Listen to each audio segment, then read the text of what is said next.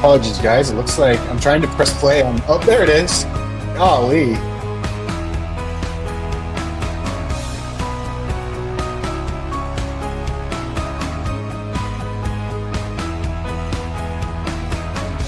Issues.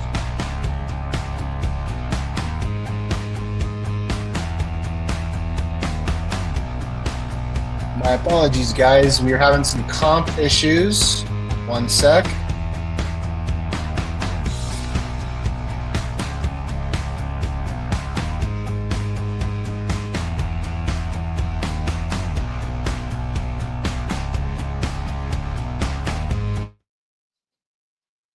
All right. Hello, Rebel fans. Can you guys hear me? My computer still freaking out on you? That's pretty annoying. Am I still frozen, Mark, or am I good now? All right. I think I'm good now. So, greetings, Rebel fans. My name is Jason Kelly, and this is the Let's Run podcast. I want to apologize to the audio podcast listeners. We were having some technical issues there. I think that I had a tab of ChatGPT open that I was using to study for one of my finals, and we were having some issues, some technical issues. So, hello, Rebel fans. Today, we will be going over a few pretty big news announcements, some lingering questions that we have for the UNLV Runnin' Rebels, some interesting stuff going on with UNLV basketball and UNLV football, as UNLV football has had a few players enter into the transfer portal during the spring practice window. We'll talk a little bit about why that happens, who those players are. Probably the biggest one is John Lewis, linebacker, but we'll get into that a bit later. But first, we have to talk about a couple of Runnin' Rebel basketball recruits that we have gotten since last week when we last talked. Over the weekend, we kind of went radio silent for a few days with the Runnin' Rebels. Coach Passner generally likes to release things in bunches.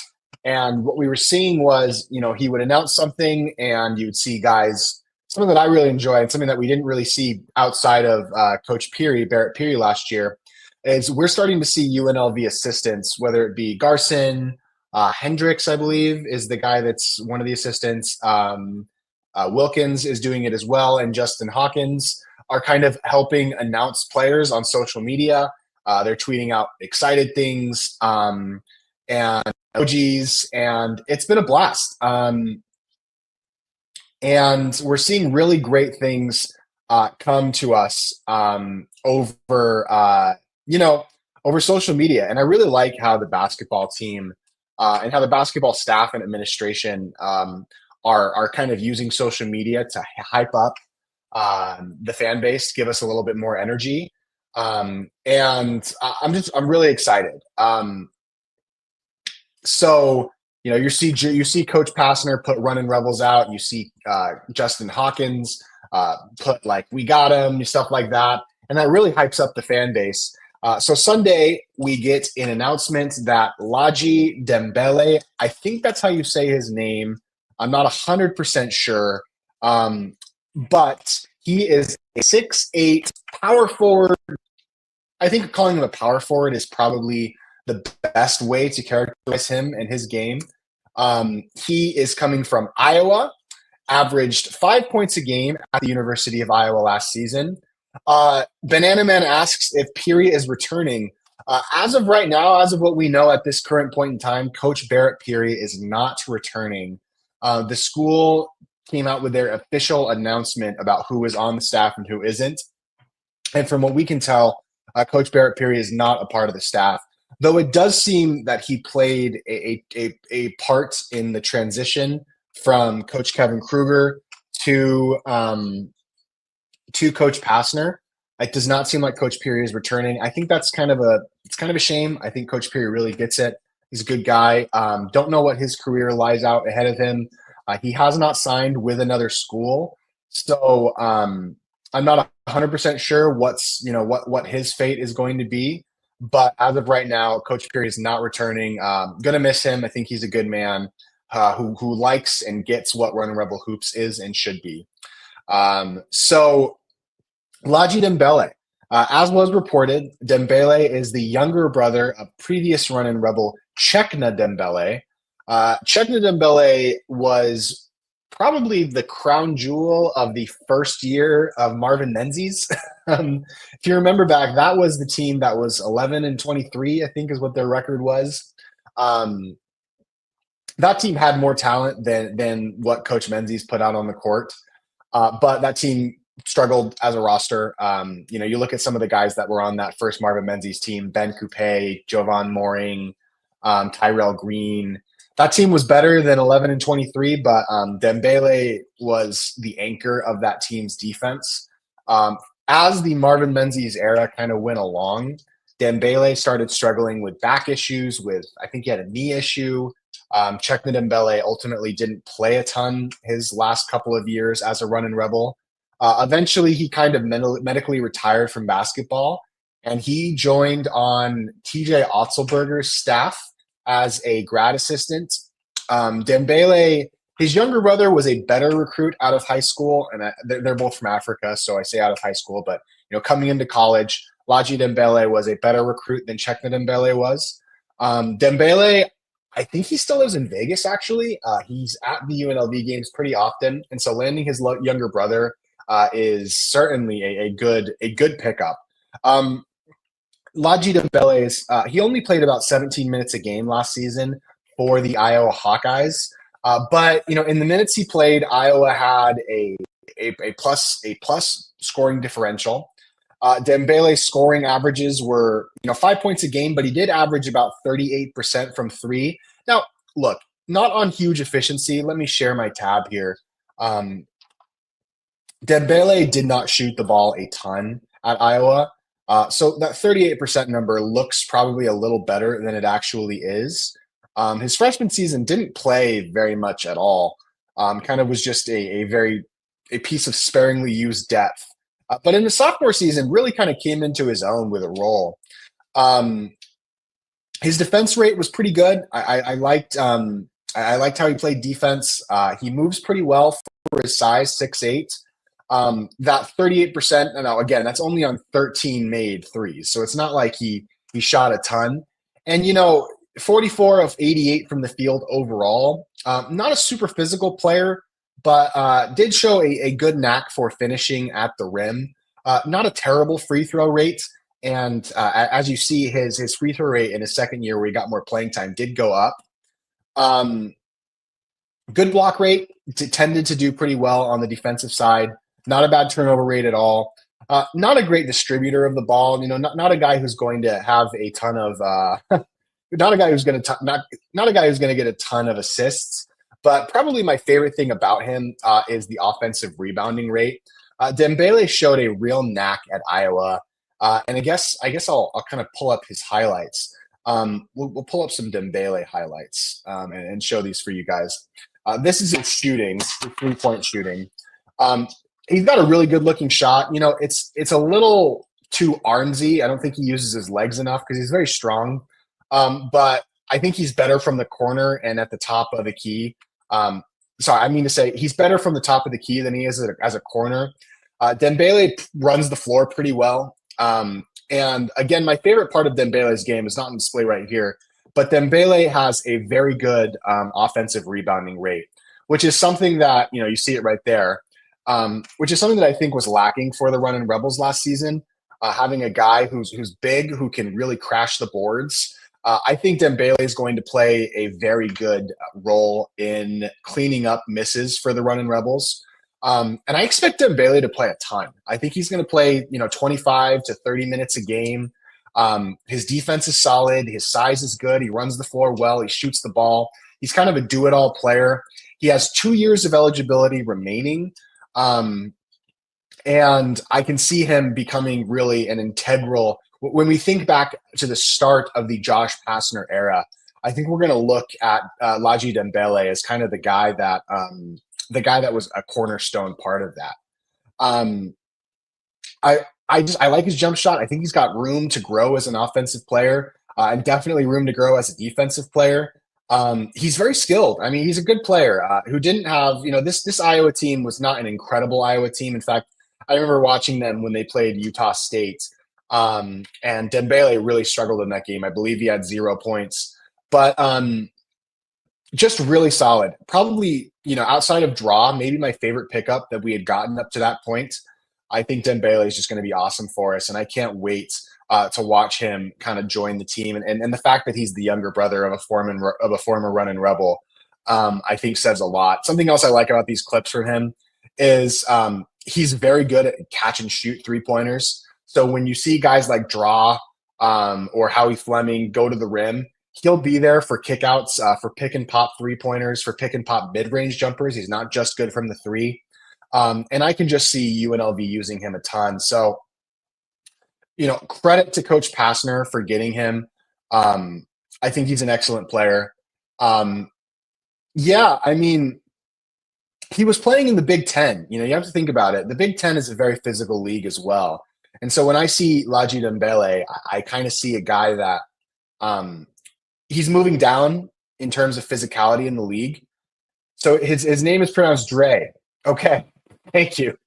So Dre, we're gonna call Dre now. Dre, and then I don't think he's using his last name anymore because of if you're not aware, there's a very interesting situation with Dre Gibbs and his mother Draven. So interesting situation with Dre. But I'm going to call him Dre from now on. Thank you for correcting me, Banana Man. I appreciate that.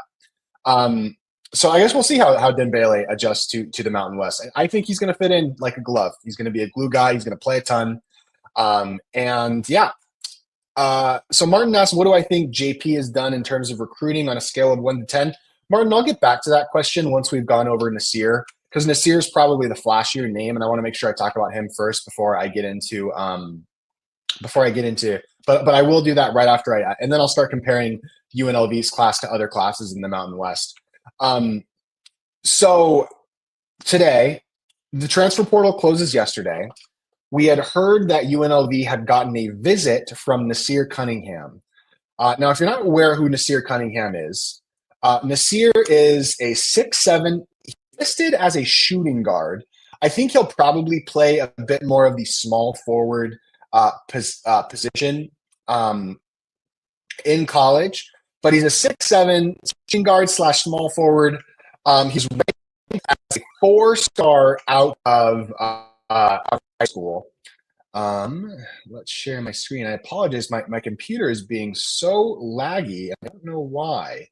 So Nassir was ranked as the 12th ranked small forward coming out of high school. He was the 45th ranked player in the 2023 or 2024 class. He is a freak athlete. Possibly the best athlete.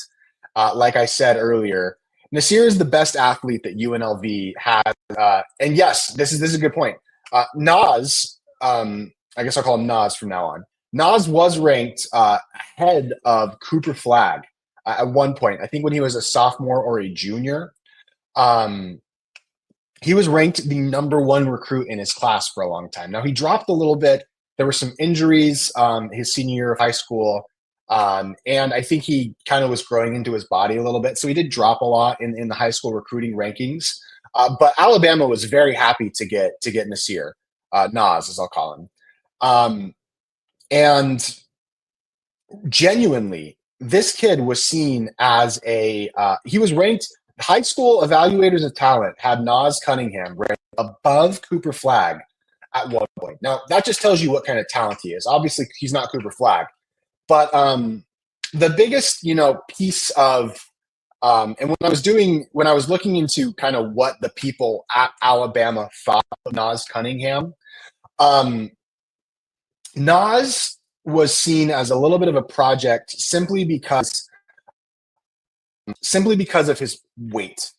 He is only a $175. He's 175 pounds, which for a guy that's 6'7", not super heavy. I mean, you got to have more muscle on you than 6'7", 175 pounds.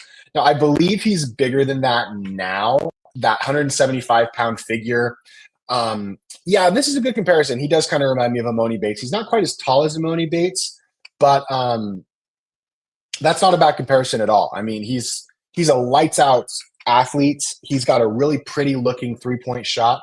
In fact, let's pull up some highlights for Nas so you guys can see just kind of what kind of athlete this kid is. I mean, unbelievable.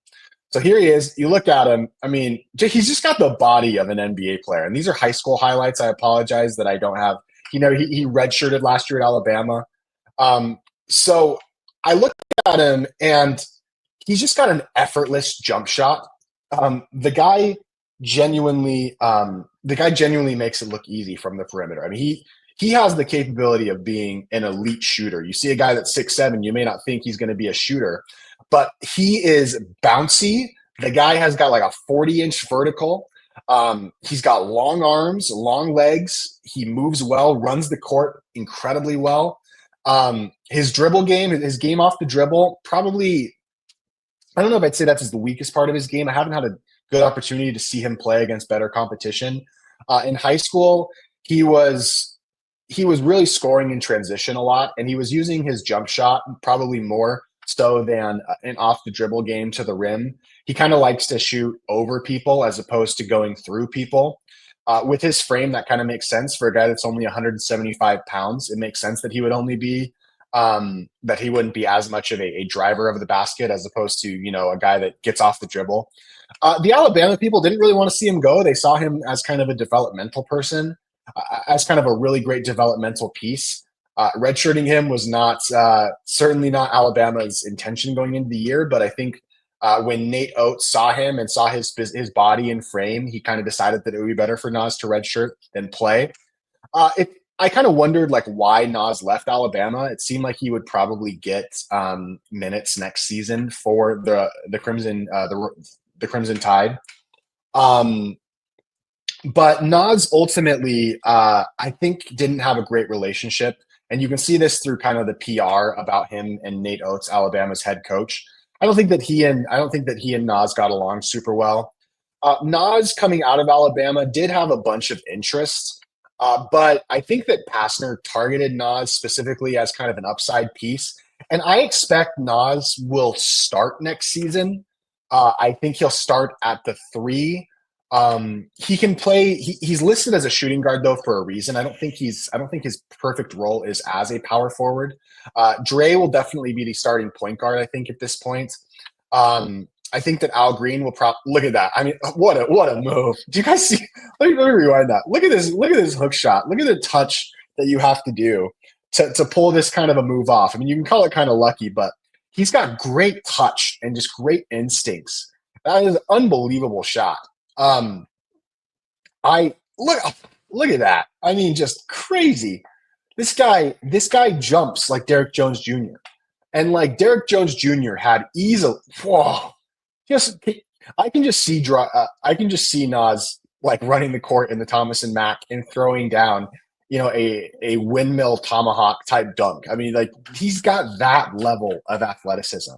I'm so excited about this pickup. Now, his health is going to be a big thing. Getting him developed, getting him to fill out his body and frame a little bit more is going to be a big deal. But I think that Nas, and I kind of alluded to this over the weekend, we had a pretty good idea that Nas was going to be a run and rebel commit going back a few days. Look at that. He's got LeBron level athleticism. And we had a good idea that Nas was going to be a commit here a few days ago, but for whatever reason, Pastner decided to, and I think Pastner's being really smart about when he's announcing commits, who he's allowing to join the program. You look at the roster right now and the projected rotation for next season. There's still a few pieces I think that the team could use. But there are certainly already a lot of guys on this roster that are going to be expecting significant playing time next season. So I'm really interested to see how Pastner decides to fill out the rest of the roster. If I was Pastner, Nas is incredible. I think he'll play a ton. I think James Evans will play a ton. I think that Tyron Jones will get a good amount of playing time as well. It looks to me like Coach Pastner is planning on playing smaller a bit next year, not as big Kruger definitely liked to build kind of a bruising style roster with big men up and down the court. You know, whether that be the Boone twins or whether that be Rob Whaley, and Bear Cherry and Dembele and Carl Jones. I mean, those are the kinds of guys that Kruger liked to go after. From what I can tell, Pastner seems to be building a more modern style team with better spacing, a team that runs the floor a lot, which I know will be certainly a big. Yeah, I mean, I felt like Kevin Kruger was not putting together a team consistently that had enough skill or size on the perimeter. And between Howie Fleming, Nassir Cunningham, even Al Green, I think is a pretty good rock. And Dre is an unbelievable. Like Dre is a way better athlete than DJ Thomas was. I think he's really putting together a team that runs the floor well, and of course Emmanuel Steffens. And so, what else does this transfer portal class need? UNLV's gotten a lot of really good players. Getting Tyron Jones to recommit to the program was a awesome get. Getting Emmanuel Steffens from Arizona, great get. Getting Laji Dembele, great get. I mean, these are 4-star transfer prospects. And then I think getting James Evans, Mason Abitin, Tyron Jones, even Isaac Williamson, who was the recruit that we stole from New Mexico, I think is going to be, we're going to have to see how the Pastner weight room works because Miles Che, look, I don't know what my big question is. What else does this roster need? I think this roster still, and I think Pastner still has an NIL button to play here. I think we spent a little bit to get Cunningham. I don't know how much. I know that the goal was to get to $2 million for this roster. And when I look at the players that we've gotten, I don't think that we have spent all of our NIL. I don't think that we have blown our NIL budget already. I think that we still have money that we can spend on players. And we need another big man. So Blur, there's kind of two realms of thought when it comes to what does UNLV still need. A lot of people think, and I don't actually agree, a lot of people think that we need a point guard, somebody that can pass the ball and be a floor general. I think Dre can do that. Now, you look at the guys that we've gotten, Howie Fleming, Dre, Al Green, these guys are not normal point guards. None of them have great assist rates. None of them have shown a fantastic ability to distribute the ball and run an offense. Cunningham certainly isn't a point guard. We don't have a true point guard on this roster. Now, do you need one? I don't know. Can Dre be that guy? Can a kid like Isaac Williamson come in and be a point guard? Probably not as a freshman. I mean, does the team need a point guard? I don't think that in terms of ball handling, the position that UNLV should be going for is at the point guard slot. For me, it's a wing.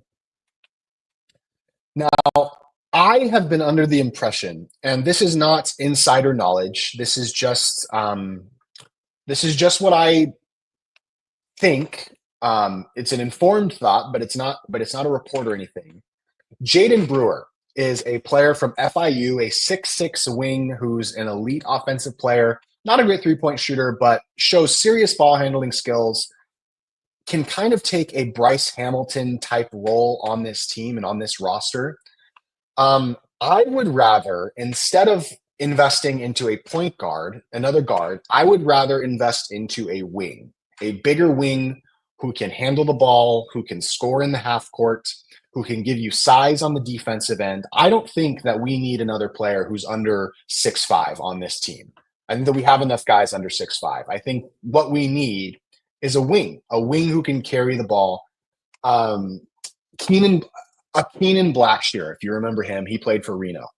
I would get a 6'6" to 6'8" player who is a wing who can distribute the ball a little bit, and I would put trust in Dre that he can be the starting point guard, and that some of those ball handling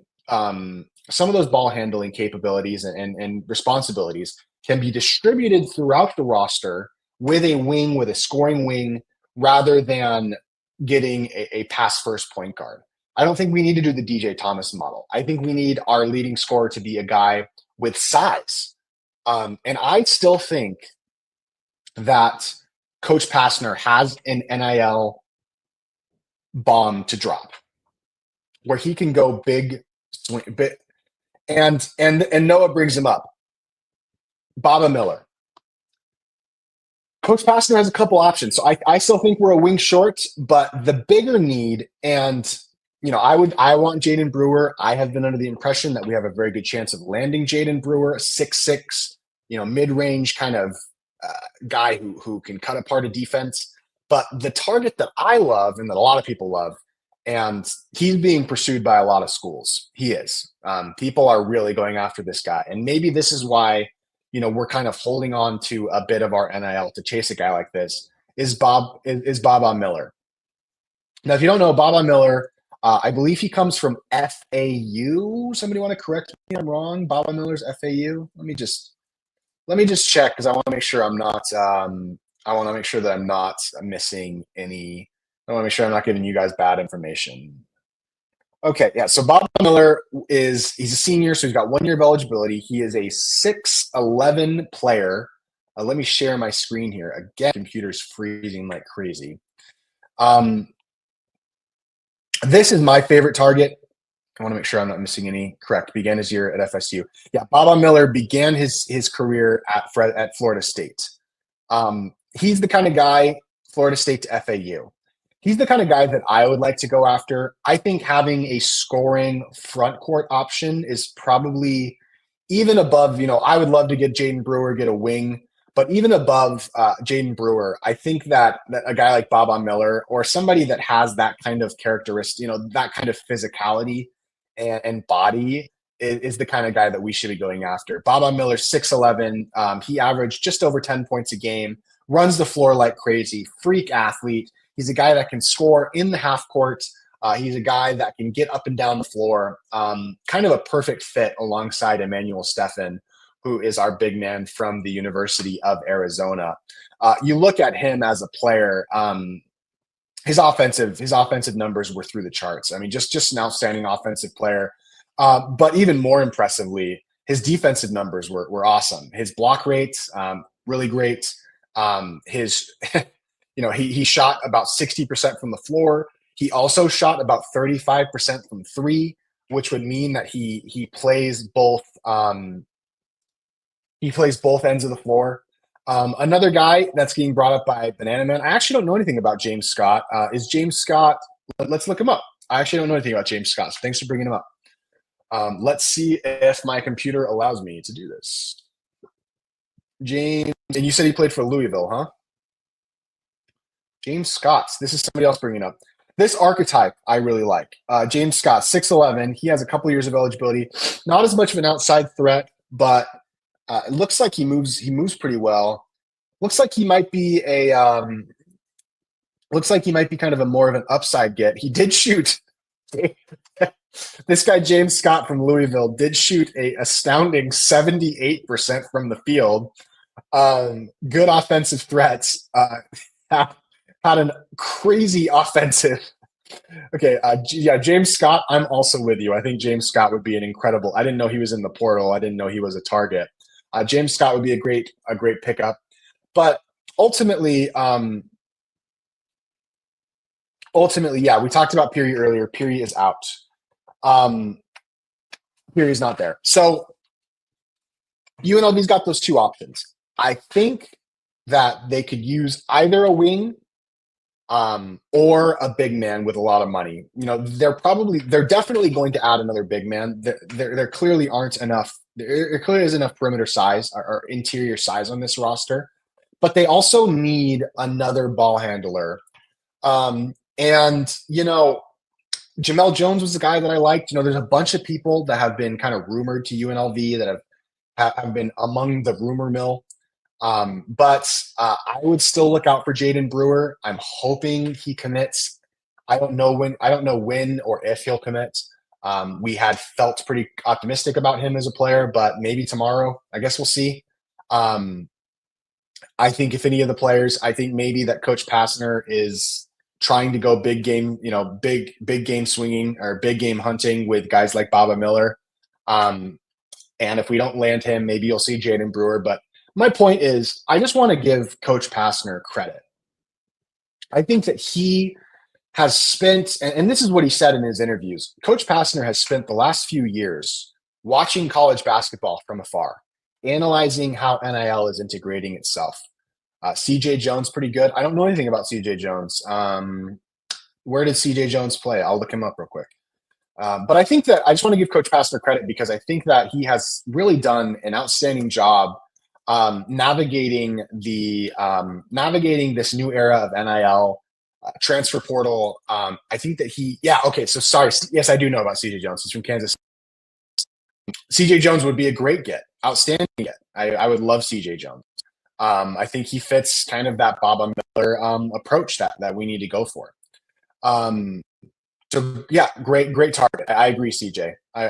Noah. I agree, Noah. CJ would be a great one, and I think that he's got a lot of interest from bigger programs than us. But yeah, and credit to Blurt. I hope everybody makes sure that you're following Blurt Reynolds. This UNLV Unlimited Aura thing that he put out, this graphic, and these graphics that he creates for players really does a great job to promote our school and to promote UNLV as a brand. So I hope you guys are all following Blurt. He's I think he's the early leader for Burner of the Year.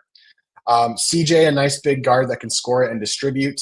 Are you talking about?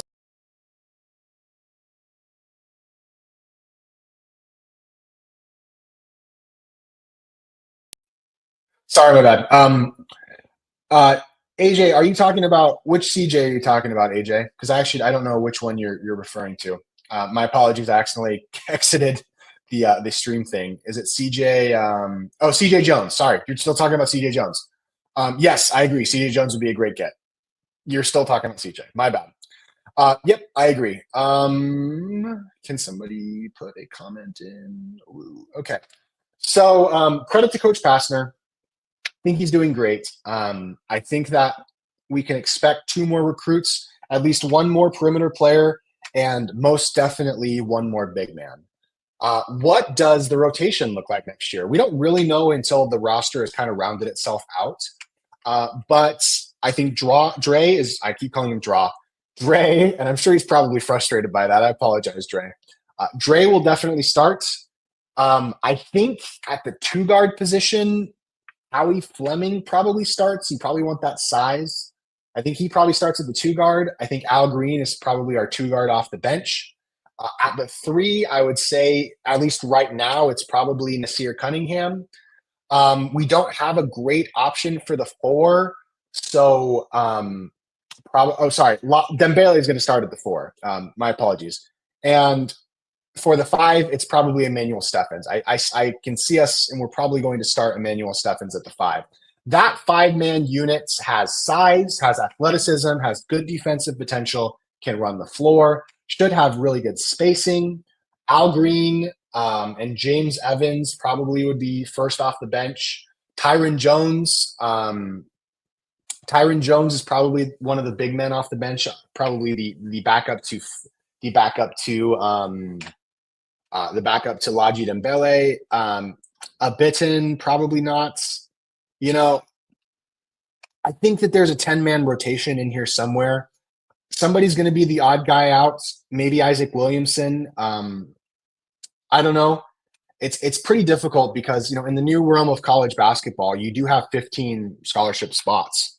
And so there are going to be guys that have scholarship spots that think they should be getting major minutes that won't be. Now, of course, injuries are always going to be a part of college basketball. Bernardi, I don't know about Jacob Bernardi. He has to have better hands and move better if he wants to be a part of the rotation consistently. I just don't know that he plays. He's got the physical tools, but I believe in him. I think he could be a part of the rotation, but I feel like he's lacking something defensively, and I feel like his instincts for the game are probably lagging a little bit behind to be a real part of the rotation. But I'm glad that we have him. There's going to be 2 or 3 guys on this team that really think that they should be getting major minutes that aren't getting major minutes. And that's going to be the case for teams around the country. I think as of right now, we have yes, James Evans did play with Emmanuel Steffen in AAU. And James Evans is a guy who I think would have played quite a bit last season for the Running Rebels. Really good athlete. Is kind of like a smaller, bulkier version of Cunningham in a sense, just in the sense that he's a high flyer. And I think he's got really great defensive potential. But right now, we have a team right now. We're still one big man short, but we have a team and a roster right now. And I'm going to be very interested to see how Pastner deals with giving guys minutes. You know, who's going to play and who's not going to play on this team. What's that going to be for? What's that going to do for team chemistry? I'm very interested in that, and I'm looking forward to seeing how he deals with that. This team is one player short, at least, and definitely a big man short. Mike Cooper says PG and another big. That's what can facilitate them from Stefan. Yeah, I think another big is definitely necessary. I don't know that I agree that another point guard is necessary. I don't know. I mean, obviously, we're recruiting over guys, and part of the reason why, again, I want to give Coach Pastner credit is he's kind of waiting. I feel like to spend his big NIL push after the portal's already closed. You know, a lot of these guys are committed to UNLV and are here and ready. And Pastner has the ability to recruit over guys, even that he has added in the transfer portal, which is just really small, which is just really smart. I don't think Mikey Williams, you know, I think Dre was kind of seen, Dre was probably seen as, we got Dre instead of Mikey Williams. Just hopped on and maybe I missed. What about bringing Bedford back? I think Bedford's probably done. I don't think he's got a spot. Yeah, and Banana Man brings it up. I do not know what we have room for on this roster. And Coach Pastner is going to have to walk a fine line. Now, there's going to be injuries. There's always injuries. So guys are going to play. There's going to be enough spots. But coming into the season, you have to know kind of who's going to be on the team and who's not going to be on the team. So that's what we have for basketball right now. I will try and do in the off season kind of player breakdowns of the teams. Pretty sure Bedford hates UNLV. I'm pretty sure Bedford hates Coach Kruger more than any other player ever. We'll see. Yeah, if they could add Brewer and Miller, that would just be, you know, I hope if Pastner is keeping his NIL budget and then he lands Jaden Brewer and lands Baba Miller, that would be the greatest offseason we've had since the Dave Rice era. So that's kind of what I'm rooting for. We'll see what happens. And yeah, so I'll try and keep giving you guys updates on players over the summer. Very shortly, I will be entering bar prep mode. I'm taking the bar exam this summer. I'm graduating from law school. What do you say? Just recently committed here. Do you get paid for UNLV because this is good coverage? No, Noah. I am not. I am not a big. I don't think that I'm very well liked by the people at UNLV. Some of that's deserved. I just do this. I do not get paid or anything by anybody. I just do this because I love UNLV. But I appreciate you, Noah, for jumping on, and I hope you continue to jump onto the live streams. I will always interact with you on camera and put your comments up and make sure that you have a voice for, I want the Rebel fans to have a voice, and that's why this show exists. So thanks, Noah. I appreciate that. Let's talk a little bit about football. So football, we've had a few guys enter the transfer portal. The biggest name that entered the transfer portal was John Lewis. He was a guy that I had projected to be a big part of the linebacking core for Coach Mullen and this defense. We also had Anthony Rosas recently enter into the transfer portal. He's a guy that had been a part of the UNLV football program for a while. And a few other names. I don't go into anything super specific, mainly because I'm of the opinion that when you have guys enter the portal in spring ball, there's two reasons why they do. Either one, another team came in and offered them a big paycheck and swayed them. I'm a BYU fan. We had that happen with maybe our best linebacker and also one of our best receivers.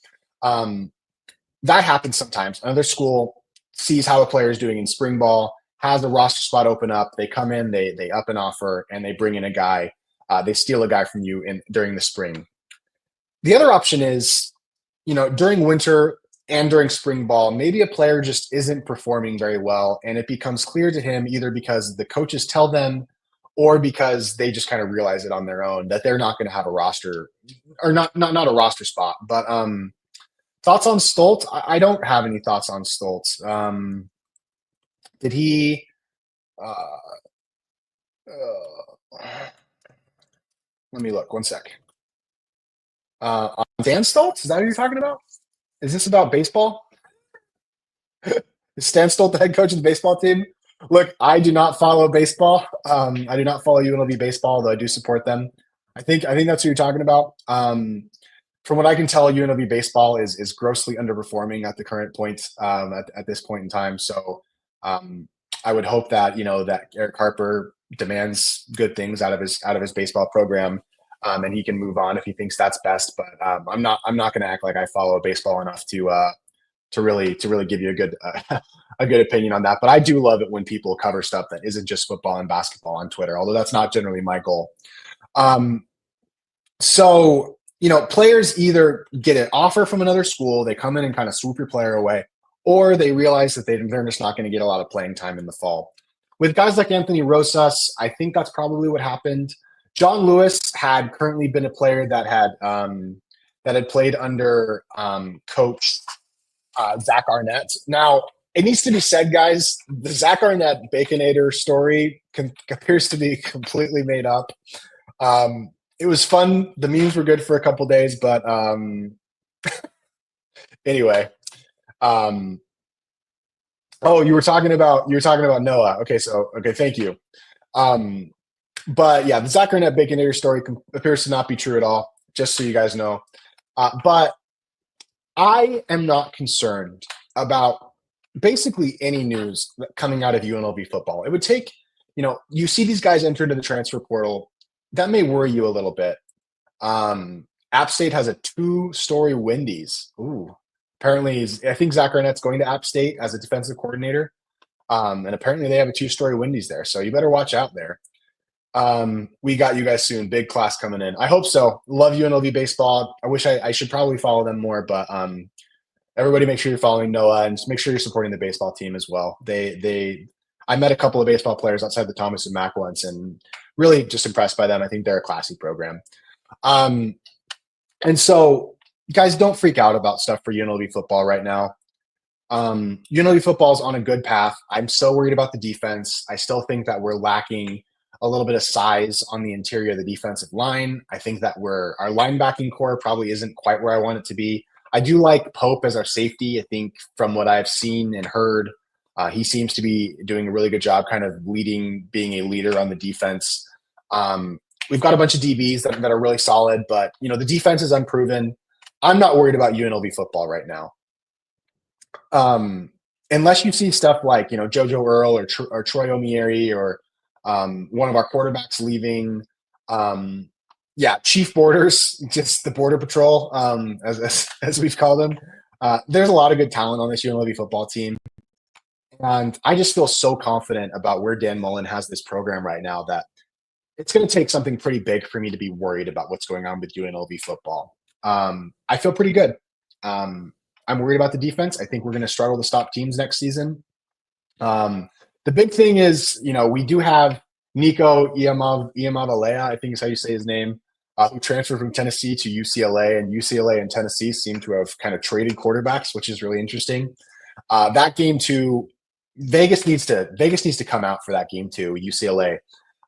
You guys need to make sure that, I believe it's September 7th or September 2nd or something, that your calendars are clear for the UCLA home game that UNLV football will have. We've got kind of a tough season opener on the road at Sam Houston that will probably put a little bit of hair on our chest. But this game too against UCLA we need to have 50,000 people at Allegiant Stadium. I feel so confident in Dan Mullen. Not sure. I am a lever. Yeah, Nico, I am a believer. There you go. Um, this game too against UCLA, Vegas needs to be out there. Like this is big. This is big time stuff. We need a Allegiant Stadium to have 50,000 people in it. No excuse. I'm not a student any longer in about 2 weeks, and so I believe I have my season tickets, or I will have my season tickets soon for UNLV football and basketball. I'm going to miss getting those student tickets, but I feel incredibly confident in UNLV football, and I hope you guys are all there. I hope, yes, Mike, I hope that this UCLA game is the biggest attended UNLV football game of all time. I think the record is the Boise State game, which was 44,000. I think we can get to 50. I think we can get to 50,000. That should be the goal. Tommy Gunn asks, why did Mike Grimala get fired? So the Las Vegas Sun is owned by a company called Greenspun Media Group. Mike Grimala, if you're not aware, was the beat reporter for the Las Vegas Sun for UNLV athletics. He also covered some other sports in Vegas. And he'd been at the Las Vegas Sun for like 11, 12 years. You know, he'd been there forever. And I think that the Las Vegas Sun probably just wasn't doing quite as well, and they needed to make cuts. And Grimala, as a guy that's been there for a long time, probably had a pretty good salary, or relatively good salary. Ultimately, he gets fired for Arnetting in a Dairy Queen. Okay, good stuff, Blair. I actually like Mike Grimala. I feel sad that he got fired, but I think he gave good coverage to UNLV over the years. Not a perfect guy. I mean, I know that everybody's had disagreements with him, but I wish Mike Grimala the best. I think that there was just budget cuts at the Las Vegas Sun, and they said, we've got other guys that we're paying that could also cover UNLV sports. We don't need Mike Grimala anymore. And a guy that's been a staple of UNLV and Las Vegas sports media was fired, and that's pretty sad. So anyway, guys, that's all that I had for tonight. The Let's Run podcast will return a week from tonight, a week from Tuesday or yesterday. So next Tuesday. And we will talk about, where hopefully the rounded out roster. Ray Brewer actually calls them the Rebels. Do I think, another question. Oh, let me ask this question before I close it out. Do I think Calandria stays in the year if Orgy ends up beating him out? I do not think that Calandria has used a redshirt year. So my prediction for this Alex Orgy Calandria quarterback battle is the player that loses it will probably redshirt, step away from the team in redshirts, and Cam Friel will step in. This is just a guess, guys. I'm not telling you anything inside information here, but both Alex Orgy and Calandria have real potential. I would just tell both of them, especially Calandria, don't lose this quarterback battle. Your career as a starting quarterback in Division I football is going to be in really big jeopardy if you lose this start. And now, Alex Orgy, I think this is his final year. Alex Orgy will be used regardless of whether he wins the starting quarterback job at UNLV. He will be used in wildcat formations. He'll be used on the goal line. I think that he'll get some run as a player regardless of whether he wins the starting quarterback job. But Calandria, like if Orgy is our starting quarterback at the start of next season, I don't know that I'd see Calandria sticking around. Maybe he would. I could be wrong. But we have Cam Friel still on the roster, who is a serviceable backup. And we'll have to see kind of what happens. But Calandria's got to win. I mean, this is a big quarterback battle for him. And Alex Orgy's a real dude with real physicality. The Hodge Friel trick play 2.0. Yeah, that was a disaster. But guys, that is all I have for tonight. If you have any last questions while I'm closing it out here, I'll try and answer them.